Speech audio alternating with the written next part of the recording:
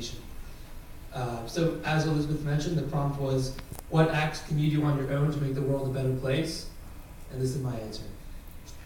I would like to believe that the good in this world outweighs the evil, and I therefore live by the Boy Scout slogan, do a good turn daily. From the simple act of holding open doors to refraining from using profanity, I try to naturally spread this idealistic humanitarianism which exists within all of us.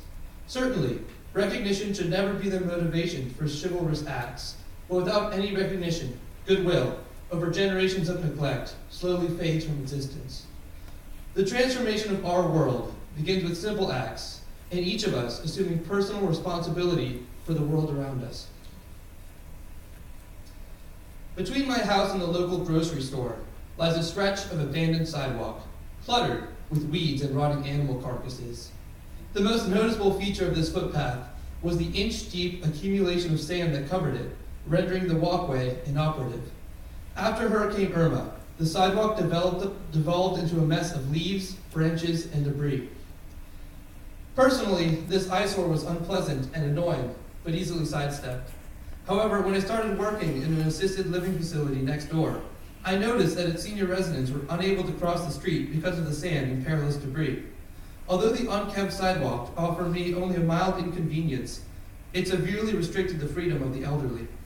Without provocation, I grabbed a broom and spent an hour sweeping sand and scraping off the dead turtles and lizards. There was a lot of them. This example represents a situation in which an immediate problem needed to be addressed. And rather than troubling the city workers who were swamped with work, I realized the necessity of working for the well-being of others. Throughout high school, I've held book drives, organized fundraisers, and personally oversaw hurricane rebuilding efforts.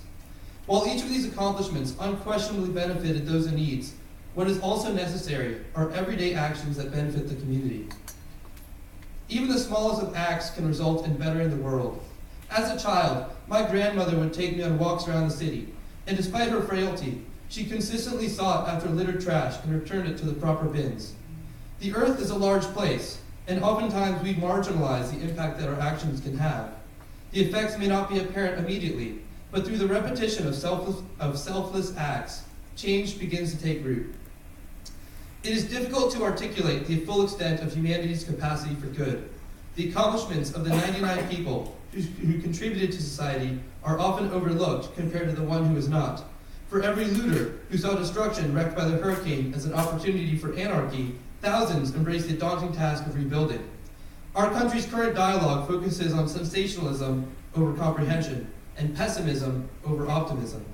Only through consciously changing our mindset to acknowledge the immense power that simple, seemingly mundane actions have, to the same degree that we recognize the work of philanthropists and humanitarians, can we overcome paralysis and achieve meaningful improvement. Thank you.